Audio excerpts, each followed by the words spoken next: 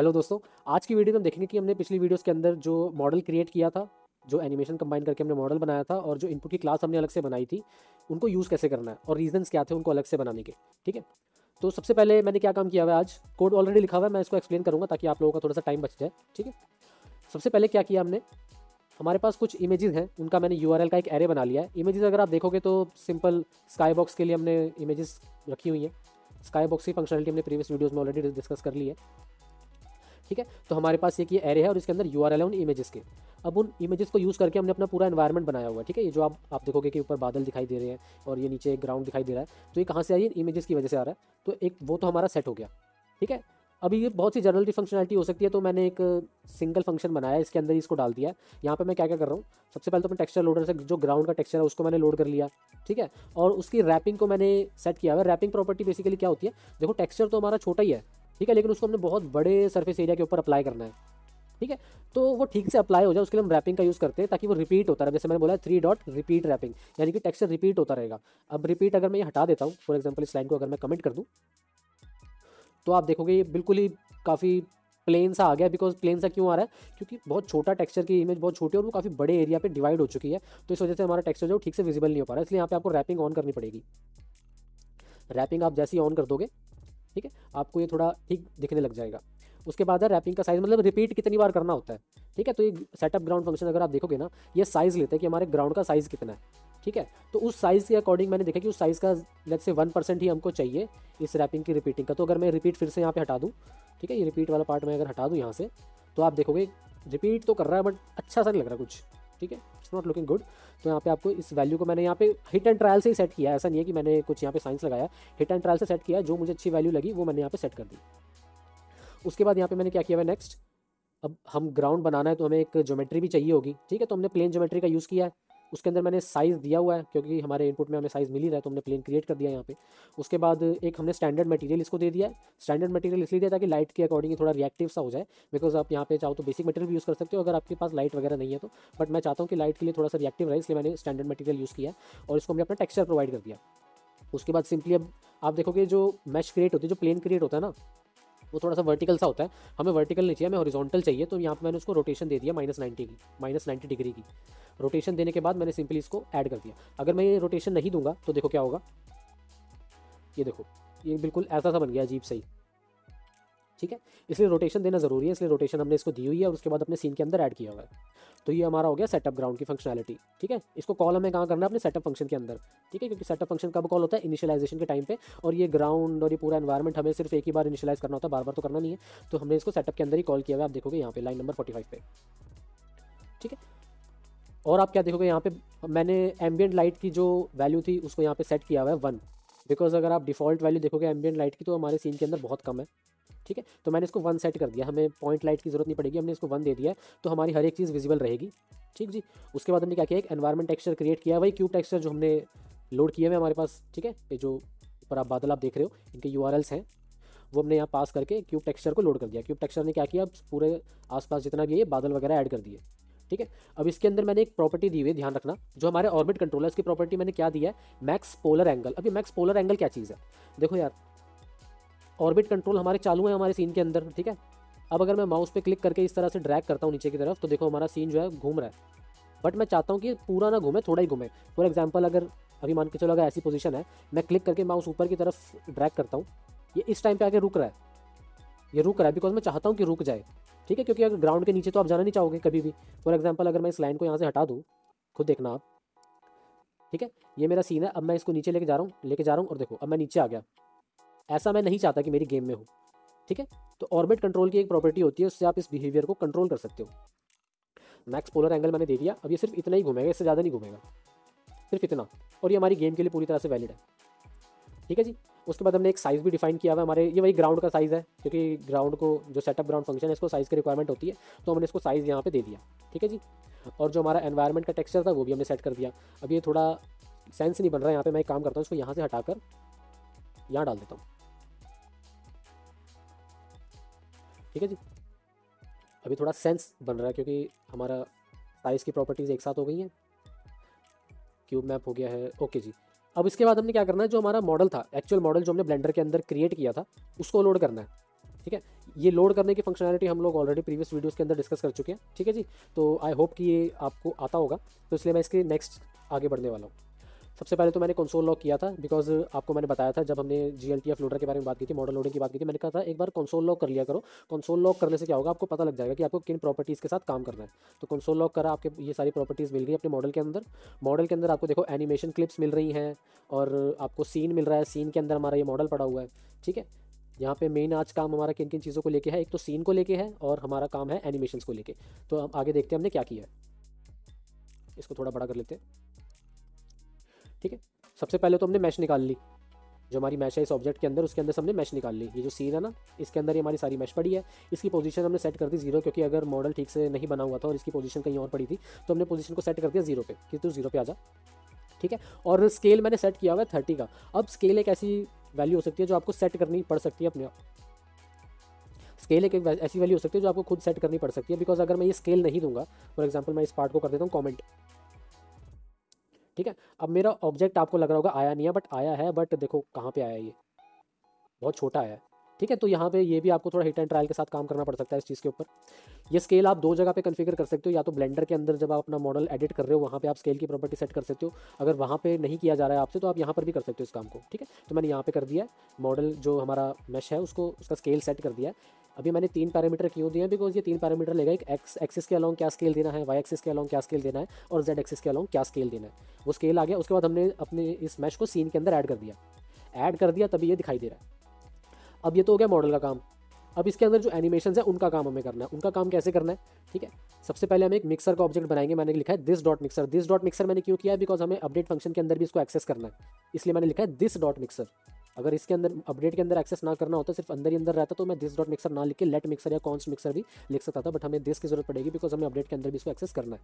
उसके बाद मैंने किया है एक एनिमेशन मिक्सर का ऑब्जेक्ट बनाया है, जिसको एक पैरामीटर चाहिए होता है कि आप किस ऑब्जेक्ट के साथ काम कर रहे हो। तो यहाँ पे मैंने ऑब्जेक्ट डॉट सीन लिखा है। ये सीन कुछ नहीं, बस जो बेसिक हमारी मैश है वही है। मैं चाहूँ तो यहाँ पे इसको मैश भी कर सकता हूँ। ठीक है, ये यहाँ पे आ गया। उसके बाद हमें क्या करना है, अपनी क्लिप्स निकालनी है। तो this dot clips is equal to object dot animations. अब इस ऑब्जेक्ट के अंदर आप देखोगे जो हमने लॉक किया था, इसके अंदर एनिमेशंस पड़ी हुई हैं, हमें ये एनिमेशंस चाहिए, तो हमने क्लिप्स के अंदर उसको डाल दिया। ठीक है जी, 3 हमारे पास एनिमेशंस आई हैं यहाँ पे। अब उसके नाम भी हमें यहाँ पे दिख रहे हैं। एक एनिमेशन है आइडल, रन एंड वॉक। अगर आपके एनिमेशन के नाम कुछ और हैं तो आपको उनका नाम यूज़ करना पड़ेगा, इस चीज़ को ध्यान रखना। और इसका ऑर्डर भी ध्यान रख लेना, बिकॉज यहाँ पे मैं ऑर्डर के साथ काम कर रहा हूँ 0 1 2। पहला ऑर्डर है आइडल के लिए, और जो सेकंड एनिमेशन है वो है रन के लिए, और थर्ड एनिमेशन जो है वो है वॉक के लिए। ठीक है, उसके बाद ये बस मैंने एक ऑब्जेक्ट बना लिया यहाँ पे, आइडल, रन एंड वॉक। ठीक है जी, अब ऑब्जेक्ट मैंने क्यों बनाया, बिकॉज देखो यार, अभी तो मुझे यहाँ पे पता लग रहा है कि मेरे ये 3 जो पहले इंडेक्स पर है वो आइडल वाला है, जो दूसरे इंडेक्स पे है वो रन वाला है, बट आगे कभी गेम प्रोग्रामिंग मुझे पता लगे ना लगे, तो एनिमेशंस के अंदर मैंने एक ऑब्जेक्ट बना लिया। फिर मैं सिर्फ इसको डायरेक्टली एक्सेस कर सकता हूँ, जैसे मैंने नीचे किया है animation dot idle dot play. मुझे इंडेक्स याद नहीं रखना पड़ेगा कि 0 नंबर पे क्या था, 1 पे क्या था, 2 पे क्या था, इसलिए मैंने एक ऑब्जेक्ट बना दिया इसको थोड़ा अपना फ्यूचर का काम आसान करने के लिए। ठीक है, अभी एनिमेशंस में आ गया। उसके बाद मैंने सिंपली बोल दिया animations dot idle dot play. अब ये लाइन मैंने क्यों लिखी है, इसको मैं हटा देता हूँ यहाँ से, अब इसकी हमें जरूरत नहीं है। अब देखो ये लाइन मैंने क्यों लिखी है, अगर मैं इस लाइन को नहीं लिखूंगा तो देखना क्या होगा, हमारा ऑब्जेक्ट ऐड तो हो गया, बट वो देखो बिल्कुल डिफॉल्ट पोजीशन में ऐड हुआ है, उसके अंदर कोई एनिमेशन नहीं है, उसको पता नहीं कैसे खड़े होना है, क्या करना है, उसको कुछ नहीं पता। ठीक है, तो वही मैंने इसीलिए ऐसा किया था, ताकि एकदम ऐसे अजीब सा लगेगा कोई दिखेगा तो मैंने यहाँ पे आइडियल पोजीशन जो थी उसको ऑन कर दिया। तो अब आप देखोगे ये बिल्कुल ठीक लगेगा देखने में, हल्का हल्का हिल रहा है, जैसे सांस ले रहा हो उस तरह की इसके ऊपर भी एनिमेशन चल रही है। तो ये तो काम था ऑब्जेक्ट को लोड करने का, जो हमारा मॉडल है उसको लोड करने का। अब इसकी कीज़ को इंट्रैक्शन के साथ कैसे करना है वो हम अपडेट के अंदर देख लेते हैं। अपडेट के अंदर हमने सबसे पहला काम किया है, अगर हमारा दिस डॉट मिक्सर है, एग्जिस्ट करता है, बिकॉज देखो ये मॉडल जब तक लोड नहीं होगा तब तक दिस डॉट मिक्सर की वैल्यू इनवैलिड होगी, मतलब अननोन होगी, अनडिफाइंड होगी। इस वजह से हमने चेक किया है कि अगर ये डिफाइंड है हमारे पास, तभी हमें आगे का ये काम करना है। आगे का काम क्या है कि मिक्सर को अपडेट करते रहो, जो भी करंटली एनिमेशन प्ले हो रही है उसको अपडेट करते रहो, मतलब आगे बढ़ाते रहो। अगर मैं इस अपडेट को यहाँ नहीं लिखूंगा तो जो अभी आपको थोड़ा थोड़ा हिलता हुआ दिखाई दे रहा है, ये हिलना बंद हो जाएगा। फॉर एग्जाम्पल ये अपडेट मैं यहाँ से हटा देता हूँ, ये देखो अपडेट नहीं हो पा रहा है। ठीक है, तो मैं चाहता हूँ कि वो अपडेट होता रहे, तो ये अपडेट हो जाएगा। ठीक है, हर एक फ्रेम में। नेक्स्ट हमने क्या किया है, माउस इवेंट। अब यहाँ पे आता है हमारा जो कि इनपुट क्लास थी हमने क्रिएट की थी ये वाली। ठीक है, लास्ट वीडियो के अंदर हमने इसको डिस्कस किया था, अब इसकी बात करते हैं। इनपुट डॉट की अप, अब आप देखोगे इनपुट डॉट की अप, इफ़ के अंदर मैं इसको चेक कर रहा हूँ, यानी कि इनपुट डॉट की अप अगर सेट है, यानी कि की अप हुई है कोई। ठीक है, यूज़र ने पहले कोई की को प्रेस किया हुआ होगा, पहले किसी की को, अगर वो अप हो गई, ठीक है। और फिर हम चेक कर रहे हैं कि वो की कौन सी थी, या तो वो 38 की हो या 82 की हो। अब ये 38 और 82 क्या है, ये देखो जितने भी हमारे कीबोर्ड के ऊपर कीज़ होती है ना, ये उन पे मैपिंग कर रही है। और ये सबसे पहले हम 38 की बात करते हैं। 38 की होती है, चलो मैं आपको करके दिखा देता हूँ। Console dot log input dot की अप, ठीक है। हम इसको कंसोल लॉग करवा लेंगे। सबसे पहले मैं पूरा क्लियर कर देता हूँ। हाँ जी, अब मैं अप एरो को प्रेस करूँगा, कुछ हुआ, ठीक है। यहाँ पे आप देखोगे कंसोल लॉग आया। वैसे मॉडल में भी थोड़े अपडेट्स आए थे, बट उसको अभी हम डिस्कस नहीं करते। अभी हम इसको देखते हैं कि यहाँ पे क्या कंसोल लॉग हुआ है। यहाँ पे आप देखोगे एरो अप प्रेस हो रहा है, ठीक है। मैं इसका साइज़ थोड़ा बड़ा करने की ट्राई करता हूँ। हाँ जी, साइज़ बड़ा हो गया। अब अगर आप इस कीबोर्ड इवेंट को देखोगे तो यहाँ पे कोड क्या है, एरो अप, ठीक है। और की कोड क्या है, 38। तो इफ़ कंडीशन के अंदर मैं की कोड को चेक कर रहा हूँ। अगर आपको की कोड चेक करने में दिक्कत आ रही है, ठीक है, आप नहीं समझ पा रहे, तो आप एरो अप के लिए भी चेक कर सकते हो। इफ़ की इनपुट डॉट की अप डॉट की इक्वल टू एरो अप, आप इस तरीके से भी चेक कर सकते हो। बट मैंने प्रेफर किया कि मैं 38 के लिए चेक करना चाहता हूँ, ठीक है, ताकि मुझे पता चले कि अप एरो प्रेस हो रहा है, ठीक है। एक तो ये हो गया। और 82 यहाँ पे क्या है वो भी हम देख लेते हैं, ठीक है। अब मैंने क्या प्रेस किया था आप खुद देख के बताना। अगर आप कोड पे जाते हो, क्या लिखा हुआ है, की आर का मतलब मैंने कीबोर्ड पे आर को प्रेस किया है, ठीक है। तो अगर आप चाहो तो 82 के लिए भी चेक कर सकते हो, या फिर अगर आप चाहो तो इस की कोड जो है ये 82 के लिए चेक करो, या फिर चाहो तो की आर के लिए चेक करो, वो आपकी चॉइस है, जैसे भी आप प्रेफर करते हो। अब हम इन दोनों केसेस में क्या कर रहे हैं कि जो आइडल की एनिमेशन है उसको प्ले कर रहे हैं, यानी कि आइडल हो जा। और ये कब कर रहे हैं, की अप होने पे, यानी कि की मैंने छोड़ दी कोई। फॉर एग्जांपल अगर मैं आगे बढ़ रहा हूँ, मैंने आगे बढ़ने के लिए कोई की दबाई हुई है। अब अगर मैं उस की को छोड़ दूंगा, यानी कि अब मैं नहीं चाहता कि वो आगे बढ़े, ठीक है ना, तो मैं चाह रहा हूँ कि वो आइडल पे आ जाए। तो देखो वही काम हो रहा है। आइडल को तो मैंने कर दिया प्ले, रन को मैंने कर दिया स्टॉप, और वॉक को कर दिया मैंने स्टॉप। इन दोनों को मैंने कर दिया स्टॉप।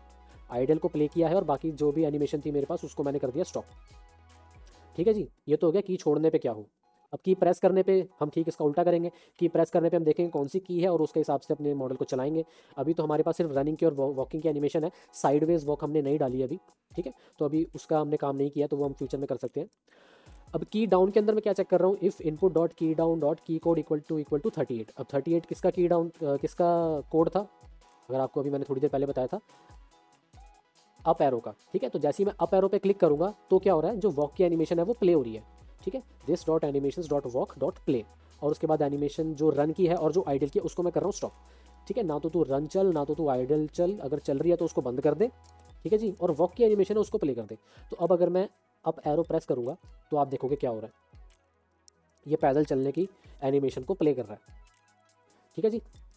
उसके बाद नेक्स्ट हमने क्या किया हुआ है, अगर इनपुट डॉट की डाउन की कोड इक्वल टू 82, 82 क्या था, हमारे कीबोर्ड के ऊपर आर की जो होती है, अगर वो प्रेस हो रही है तो तूने रन करना है, ठीक है। आर से मैंने रन का इवेंट मैप किया हुआ है कि जब भी आर प्रेस होगा तो तूने रन करना है, अदरवाइज आइडल पे स्टॉप कर दे, आइडल को स्टॉप कर दे और वॉक को भी स्टॉप कर दे। तो अब अगर मैं अपने कीबोर्ड पे आर प्रेस करूँगा तो देखो क्या हो रहा है, अब ये भागने लग रहा है, ठीक है।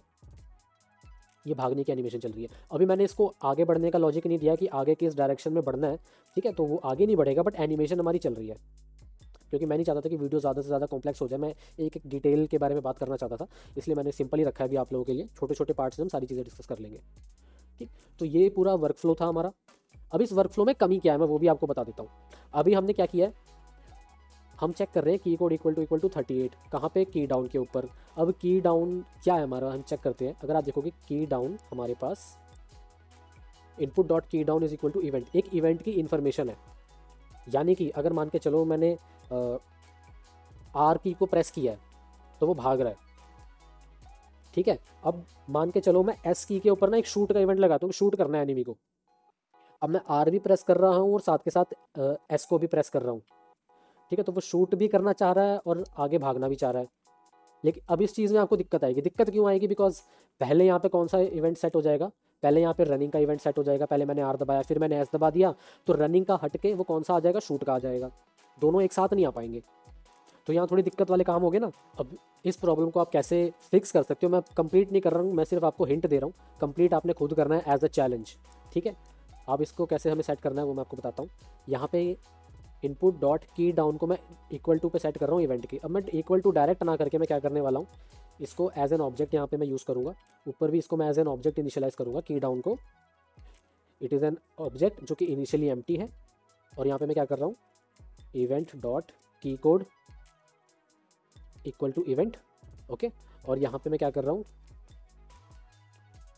Event dot key code equal to null नहीं, यहाँ पे मैं एक नए कीवर्ड का यूज़ करूँगा, डिलीट।